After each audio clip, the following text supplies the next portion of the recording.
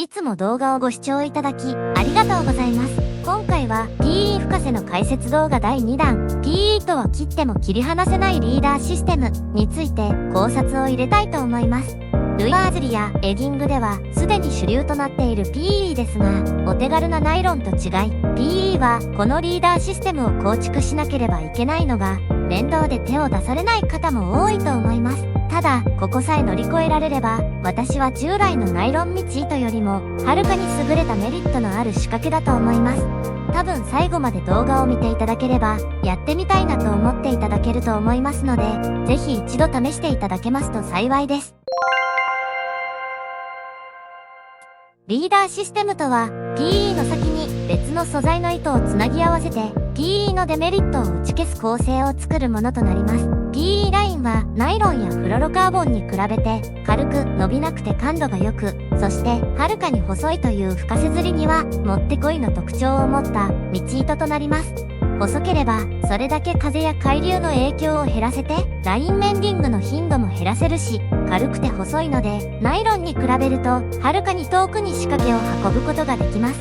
遠投をしなくても PE ラインはしなやかで巻き癖がつきませんので、キャストの時に素直に道糸が放出されますので、コントロールもしやすいです。先打ちこませに合わせるようなキャストの時に威力を発揮します。また感度が抜群に良いので、何十メートル先の差し餌に魚がかじりついたことも感じることができます。カングレシーズンの渋い微細な当たりを感じ取ることも可能になるかもしれません。このあたりのメリットは皆さんご存知のところかと思います。ただ、その反面、PE は細い PE、ポリエチレンという合成繊維をより合わせた糸なので、傷などで細い一本一本の PE が切れてしまうと、一気に強度が落ちます。針に直結したとしても、魚の歯や岩礁で傷ついてしまうと、糸も簡単に切れてしまいます。また、糸自体がしなやかで柔らかく、針がないため、針にしっかり結ぶこと自体が難しいです。時間が経つと溶けてしまう可能性があります。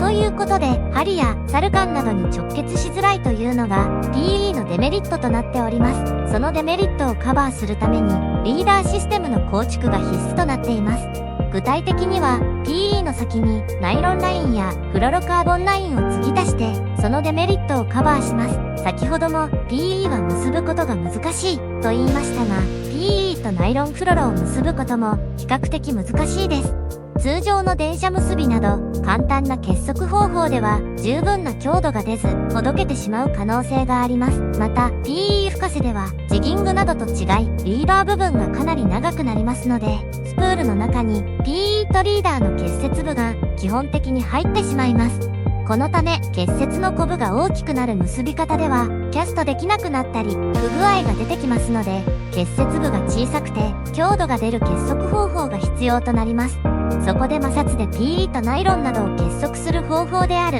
FG ノットでの結束を強く推奨します。手で FG ノットをやると大変ですが、FG ノットは FG ノッターなどの市販の道具を使用すれば簡単に強くきれいに編むことができます。また、もし現場で急遽リーダーシステムを組み直す必要が出てきた場合には SC ノットという結束方法がおすすめです。ノットについてはまた別途動画で解説させていただきます。FG ノットで結節すれば結節部は非常にコンパクトでガイドに引っかかることもないため、リーダー部分を長く取っても全く問題ありません。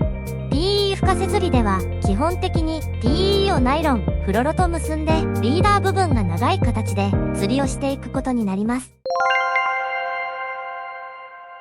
それではリーダーの素材を変えることでどのような違いが出てくるかを簡単に1表にしていますので見ていきたいと思います。選択肢としてはまずリーダーを使用するかしないかですが、これは先ほど解説した通り PE を針に直結することはデメリットばかりでやめるべきです。そのため PE を使用する場合は必ず何らかのリーダーを入れることになります。リーダーの素材としては色々ありますが、代表的なものとして今回はナイロンラインとフロロカーボンラインを考察したいと思います。ご存知の通り、ナイロンラインは深瀬釣りにおける道糸の標準的なもので、柔らかくて扱いやすく、比較的強度も強く結節もしやすいという特徴があります。ただし、水を吸ってしまうと極端に伸びてしまうとか、紫外線に弱いという特徴がありますので、各メーカーさんはナイロンラインの表面にそれらを防ぐためのコーティングを実施してその特性をカバーしています。ただ、そうは言っても柔らかく伸びやすいです。皆さんはナイロンラインでルアーを投げたことありますか？ナイロンラインだと竿をしゃくってもルアーがほとんどアクションしません。竿を動かして生じたパワーを糸が伸びてそれを吸収してしまっているからです。この伸びる特性は魚の急な突っ込みなど急に強い力で引っ張られても断線せずに耐えることができる特徴にもつながっております。この伸びる特性を期待してリーダーとして採用するのがナイロンラインをリーダーとして使用するパターンです。フロロカーボンは PE に比べれば伸びますが、ナイロンに比べるとはるかに伸びない糸なので、ナイロンラインのようなショック吸収特性はほとんどありませんが、傷に強いなどの特徴がありますので、一般的にハリスとして使用されます。岩礁などの擦れにも比較的強いという特徴があります。リーダーとしてナイロンを使うのか、フロロを使うのかの選択のポイントは下記の3つがあると思います。どれも一長一短あるので、ご自身の釣りのスタイルで選択いただくのが良いと思います。まずナイロンを入れると、その部分が伸びることになりますので、確実に感度が低くなります。ナイロン部分が長ければ長いほど、感度は如実に低下してしまいます。また、これと関連するのですが、ナイロンが入っていると、しっかりと当たりを入れてあげないと、針がかりをせず、針外れのリスクが高くなってしまいます。ナイロンが入っていないフロロカーボンだけのリーダーシステムの場合は、はっきりとした当たりを入れなくても、しっかりと針まで力が伝わります。それらの裏表になってしまうのですが、ナイロンがない場合は、ショックを吸収するものがないため、強い当たりを入れたり、急激な魚の突っ込みなどで、高切れ、いわゆる道糸の破断などのリスクが高くなります。ドラグを調整して、強い力には自動的にラインが出ていくような設定にするなどの対応が必要になります。個人的には、短めのナイロンをショックリーダーとして入れておく構成、ナイロンを入れずに長めのフロロカーボンを入れておく構成の2つの構成をお勧めしたいと思います。私の普段使いは、後者の PE に長めのフロロカーボンを直結して浮き止めもつけずに仕掛け全体を沈めるいわゆる船長法で釣っています。00沖と PE の組み合わせで有名な友松さんはナイロンのショックリーダーを入れる上の組み合わせですね。次はそれぞれナイロンとフロロを使った場合の構成やメリットデメリットについて考察していきたいと思います。まずはナイロンラインをリーダーとして使用する場合です。ナイロンラインを短めに取るのか長めに取るのかで大きく分かれます。短めの場合は基本的にフロロカーボンだけのリーダーシステムと同様で仕掛け全体を沈めていく釣りに適した構成となります。ショックリーダーを短めに入れることで高切れリスク低減を狙ったものです。逆にナイロンラインを長めに取る場合は浮き止めをナイロンラインにつけて通常の半誘導仕掛けとして釣る場合になります。構成例にありますのは私のサブスプールに巻いてある仕掛けとなります。こちらのような構成を想定しています。缶の深棚を釣るために半誘導で浮き下を長く取れるようにしており、竿2本ぐらいの浮き下にも対応できる仕掛けとしています。道糸の部分は 0.4 号という極細の糸ですので、風や海流の影響をなるべく避けることができる限り脇への筋から外れにくくしております。ただ 0.4 号は本当に細くて引っ張って切れますので、高切れしそうで大型がかかるとちょっと怖いです。ナイロンをリーダーとして使用する最大のメリットは、伸びる特性を生かしたショックリーダーとしての役割となります。あまり PE を使っているということを意識せずに、通常のナイロンラインと同じような感覚で扱えるのがメリットです。高切れしないようにドラグを緩めたり、当たりを優しくしなくてもショックリーダーが吸収してくれます。反面でメリットとしては、伸びるナイロンラインが間に入るので感度は極端に落ちます。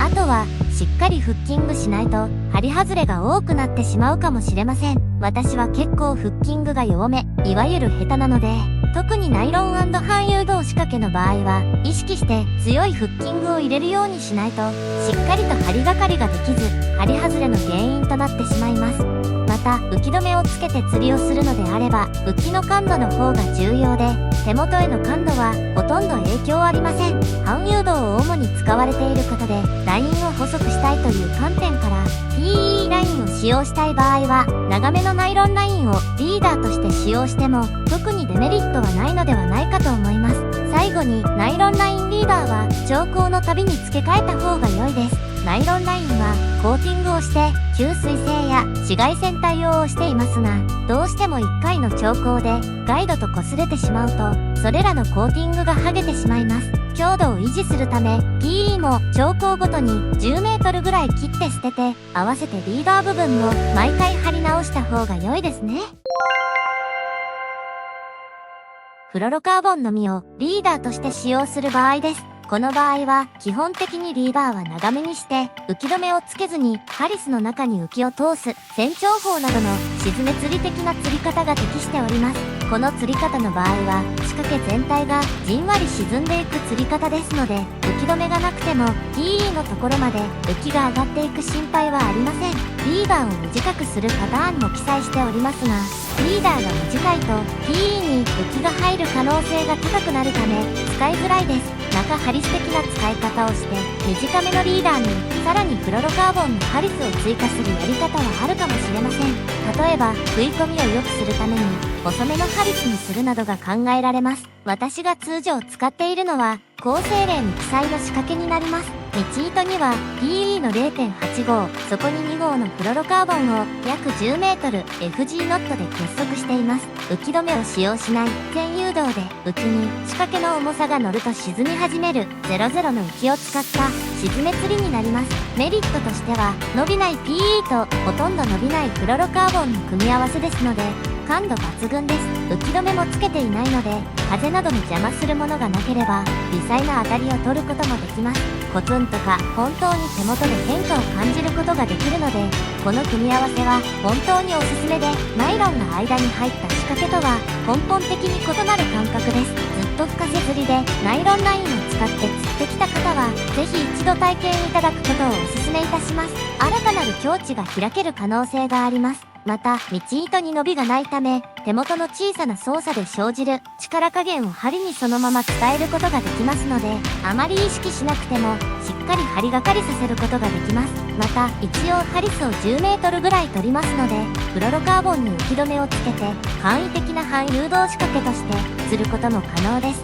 ただ、探れる棚は竿1本分ぐらいで、それ以上は浮きを沈めて対応することになります。私は2枚仕様などでどうにもこうにも対応できない場合に簡易の半誘導仕掛けにして対応することがあります。やはり重りの力を借りないと下手っぴには難しい場面が多々あります。デメリットは道糸もリーダーも伸びないので強い力が発生すると高切れのリスクがあります。思いっきり当たりを入れて PE から切れるのような感じです。私も昨年暮れの兆候で初めて高切れしました。当たりを入れるとスルリと切れてしまいました。朝から何十匹も釣り上げていたので PE に傷が入っていたのかもしれません。 PE から切れてしまうと必然的に浮きも失うことになり痛いです。その時もシマの PVC00 が海中に消えていきました。これを防ぐためにはドラグを緩めておいて強い当たりを入れられないようにするか、ナイロンリーダーを短めで使用するしかありません。ただ磯竿は柔らかいので大体のショックは竿が吸収してくれます。 PE 深瀬を初めて2年強ですが高切れはその1回だけです。ナイロン道糸でも当たりで高切れするときはするので何とも言えないですね。逆に私も下手っぴなのでそうなのですが、初心者は往々にして力強い当たりを入れられないということがあると思います。ナイロンで半誘導している方でやたら針外れが多いなと心当たりある方はいないでしょうか。重りが起点となってくの字型に屈折する半誘導仕掛けはしっかり当たりを入れないとほとんど針に力が伝わりません。PE とフロロの構成では向こう合わせで魚の引き込みに対応するだけでも力がきちんと針まで伝わりしっかり針がかりしてくれますので、初心者の方は逆に良いかもしれません。針外れが多いなとお悩みの方は針の形状の影響もありますので一概には言えませんが PE とフロロの組み合わせを試してみるのも良いかもしれません。最後にまとめですが、リーダーの構成としておすすめなのは下記3つの組み合わせです。船長法などの沈め釣りを施行するリーダー構成として、1番と2番の差は、ショックリーダーとしてナイロンラインを入れているかないかの違いですが、初心者はナイロンを入れない2番でも良いように思います。長く深瀬釣りをナイロンラインで親しんでこられた方は、無意識に強い合わせを入れるのが体に染みついてしまっているということがあると思いますので、そのような場合は1番の方が良いかもしれません。魚の活性も低く、風潮流が厳しいコンディションでは、重りの力に頼らざるを得ない場面がありますので、そのような厳しい場面に対応するための3番の構成となります。個人的には今までナイロンラインしか使ったことなかったよって方は2番の感度ビンビンの組み合わせで一度試していただけると非常に楽しいと思います。なぎの時などは手元に伝わる感触での掛け合わせを体感できます。ナイロンでは絶対ない感覚なのでぜひおすすめいたします。もし PE 深瀬をやってみようかなと思っておられる方は上記のどれがご自身の釣り方に合っているかを判断してリーダーシステムを組んでいただければと思います。何か参考になりましたら幸いです。もし何かわからないことや質問ご指摘などありましたら遠慮なくコメント欄に書き込んでください。チャンネル登録といいねをぜひよろしくお願いいたします。